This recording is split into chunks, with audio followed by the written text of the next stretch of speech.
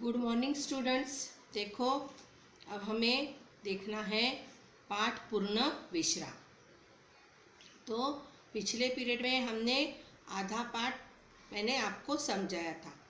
तो अब आगे बढ़ते हैं। इसके लेखक है सत्यकाम विद्यालंकार। तो देखो बच्चों, अब मुहावरे लिखे हैं, उसकी तरफ ध्यान दो। आँखों से ओझल होना यानी गायब होना, हाथ बटाना यानी सहायता करना। और भी मुहावरे हैं इसमें। चेहरे का रंग पीला पड़ना यानी घबरा जाना, धुंध सवार होना यानी लगन होना किसी काम की। तो ये जो श्रीमान और श्रीमती जी है, रोज की जो हमारी भागदौड़ भरी जिंदगी रहती है, उसमें से कुछ पल निकाल के इन्होंने जुहू बीच जाने की तैयारी कर ली। हमने पिछले दासिका में यह सब देखा था। अब आगे देखते हैं। पत्नी ने कहा, उस दिन तुम धूप का चश्मा भूल गए थे, तो आपको क्या हो गया था? सिर दर्द चढ़ गया था, और इसलिए कहती हूँ कि छतरी भी जरूर रख देना। अच्छा बाबा, रख दूंगा। और देखा, धूप से बचने के लिए क्रीम भी रखना, और शाम तक छाले न पड़ जाए, क्योंकि वहाँ बड़ी करारी धूप होती है, बहुत धूप होती है। श्रीमती जी कहती तो जा रही थी, लेकिन मैं क्या क्या रखूं और क्या क्या नहीं। नेल कटर, कैंची, ब्रश सब तो मिल गया था, तो लेकिन नेल कटर नहीं मिल रहा था। तो मैंने कहा, जाने दो, नेल कटर, बाकी सब चीज़ें तो रख ली है ना। इधर मैं अपने लिए अखबार और कुछ ऐसी किताबें थैले में भर रहा था कि जो बहुत दिनों से समालोचना के लिए आई थी, और मैं सोचता था कि फुर्सत से समालोचना कर दूंगा। आखिर 3 किताब थैले में झोंक ली। कई दिनों से कविता करने की धुन सवार हुई थी। लेखक को कविता करने की भी धुन सवार हुई थी। तो उनकी कई कतरने इधर उधर बिखरी पड़ी थी। उन्हें जमा किया। कतरने यानी जो हम न्यूज़पेपर में से कुछ कटिंग काटते हैं, उसे कतरना कहते हैं। तो उन्हें जमा किया। सोचा, काव्य प्रेरणा के लिए जुहू से अच्छी जगह और कौन सी मिलेगी। तो आखिर में कैंची, अटैची, कई थैले, कई झोले भरकर हम कहाँ निकले? जुहू बीच पे निकले। 5-7 मिनट में तो हम स्वप्न में विचरते रहे, यानी हम कहाँ जा रहे हैं, अब हम ऐसा करेंगे वैसा करेंगे, जैसे हम सपने देखते हैं। हम समुद्र में नहाने को चल पड़े। समुद्र तट पर और भी लोग नहा करते थे। एक ऊंची लहर आ गई और हम दोनों को ढक दिया। यानी ऊंची लहर से क्या हुआ? उनको ढक दिया। लहर की उस थपेट से न जाने श्रीमती जी के मस्तिष्क में एक और नई स्फूर्ति आ गई। उन्होंने मुझे पूछा कि तुम्हें याद है बरात में भी कि खिड़की तुमने अंदर से बंद की या नहीं? अगर कहाँ बाहर भी गए तो जो हमारे मन में ख्याल आते हैं वो कौन से आते हैं? घर के आते हैं।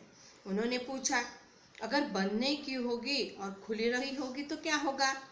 कहते कहते श्रीमती जी के चेहरे का रंग पीला पड़ गया। और फिर लेखक ने कहा, चलो छोड़ो इन चिंताओं को, हो जाना है तो हो जाएगा। मेरी बात से उनकी आंखों में आंसू, उनका समुद्र भी बह गया। उनके कांपते होठों के यही शब्द आ गए, अब क्या होगा? और अगर खिड़कियां खुल रही होगी तो घर का क्या होगा? यह सोचकर उनकी अधीरता और भी ज़्यादा बढ़ गई।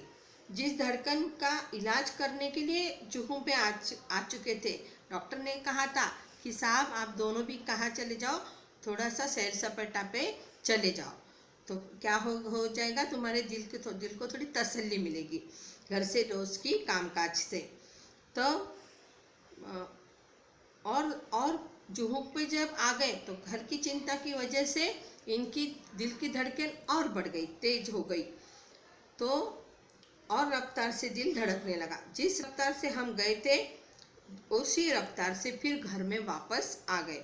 अंदर आकर देखा तो खिड़की चटकनी, बदस्तूर लगी हुई थी, जैसे कि जैसे ठीक ठाक था। मैंने वह लगाई थी, लेकिन लगाकर यह भूल गया था कि लगाई या नहीं लगाई। तो इसका नतीजा ये हुआ कि पहले तो दिल की धड़कन बढ़ गई, पर श्रीमती जी की दिल की धड़कन बढ़ गई।